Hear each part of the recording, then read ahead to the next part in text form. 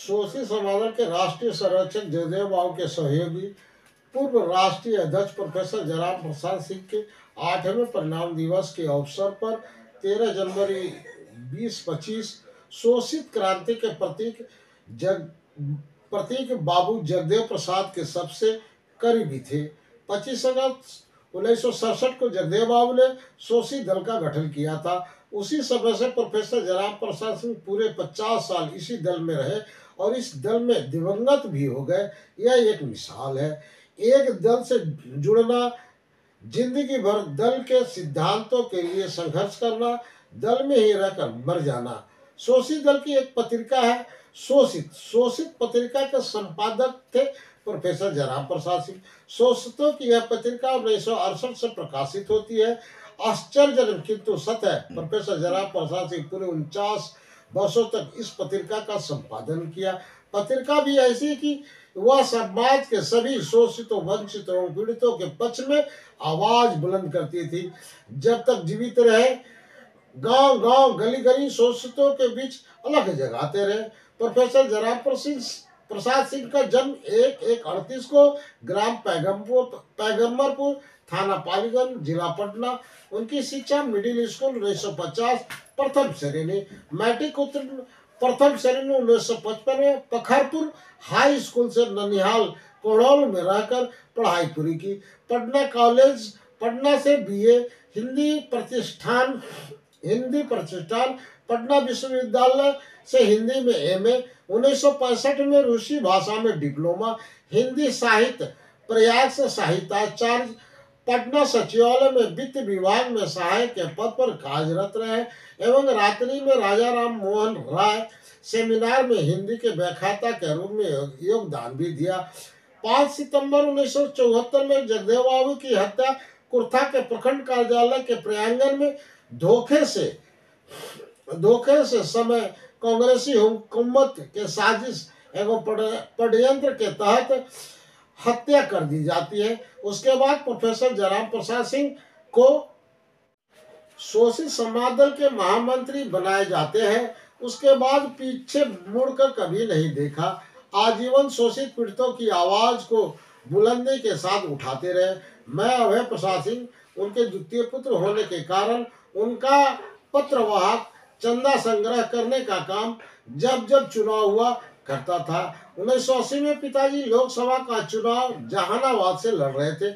उस समय उनके चिट्ठी लेकर पूरे बिहार में जहां जहां उनके शुभचिंतक रहते, मैं धन संग्रह करते थे।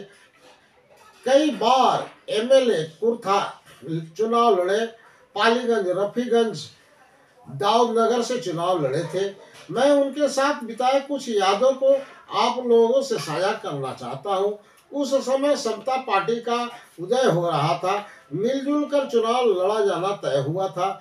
शोषित समाज दल एवं समता पार्टी का वर्तमान के मुख्यमंत्री नीतीश बाबू ने शोषित दल को 3 सीट देने पर सहमति थी, जिसमें प्रथम कुर्था विधानसभा, अरवल विधानसभा एवं पालीगंज विधानसभा इतने पर बैठक होती, सहमति बनता है। शाम में प्रेस के नाम पर चिट्ठी भेजा जाना तय होता है। सतीश बाबू, नागमणि आदि थे। सुबह जब हम लोग बोरिंग रोड कार्यालय से उठकर चाय पीने के लिए पिताजी के साथ चाय के दुकान में जाते हैं तो अखबार देखते हैं, तब उनका दिमाग ठनक जाता है, क्योंकि उस समय के समता पार्टी ने कुर्था से धनगांवा के हमलों के संबंधी अजय को समता पार्टी टिकट देता है और वो पालीगंज से अपने दूसरे उम्मीदवार को खड़ा कर देते हैं।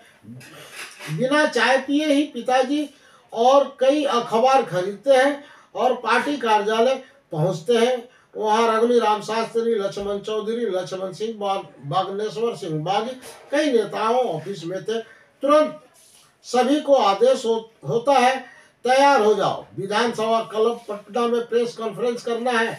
सभी प्रेस में चिट्ठी के माध्यम से खबर होती है और 2 बजे प्रेस कॉन्फ्रेंस शोषित समाज दल घोषणा करती है कि पूरे बिहार में शोषित समाज दल 30 सीटों पर अकेला चुनाव लड़ेगी, जिसमें 10 से 12 सीटों पर तुरंत फैसला आ जाता है और पार्टी ने नामों की घोषणा कर दिया जाता है। बिहार के मुख्यमंत्री चाचा जी आज आज को पलटू चाचा नहीं है, उन्हें जानने वाले सभी जानते हैं।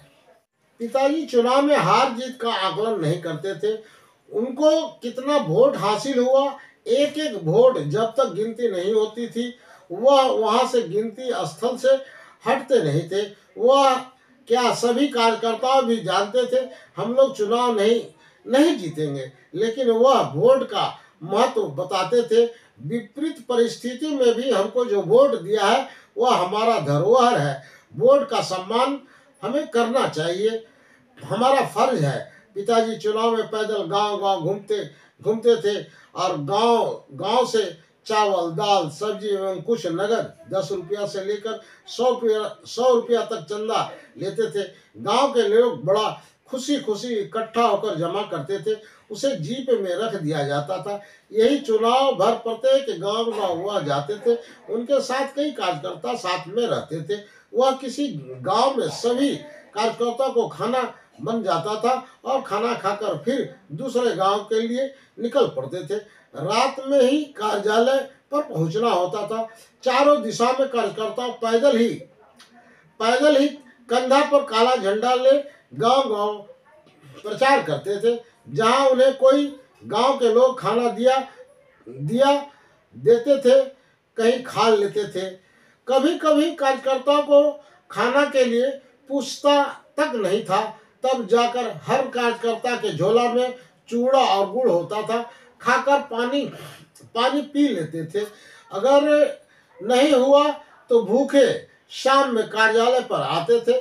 कार्यालय पर चावल एवं सब्जी वहीं खाकर सुबह फिर सभी कार्यकर्ताओं दिशा तय हो जाता था। वह लोग अपने प्रचार प्रसार के लिए निकल पड़ते थे।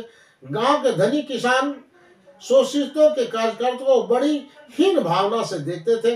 मंझले किसान आदर एवं खाने के कुछ दे दिया करते थे, लेकिन वोट नहीं देते थे, क्योंकि वह कहा करते थे जयराम बाबू जीत कर क्या करेंगे। उनका शोषित पत्रिका में एक शब्द अप्सरा लिखा जाता था, जुल्म की खेती में बगावत का किसान पैदा होता है। उनका नारा था 10 का शासन 90 पर नहीं चलेगा। 10 का शासन 90 पर नहीं चलेगा। धनधरती और राजपाट में शोषितों का हक चाहिए। और उनका एक नारा था भंगी का हो संतान, यह राष्ट्रपति का सबका शिक्षा हो एक समान। अभय प्रसाद सिंह।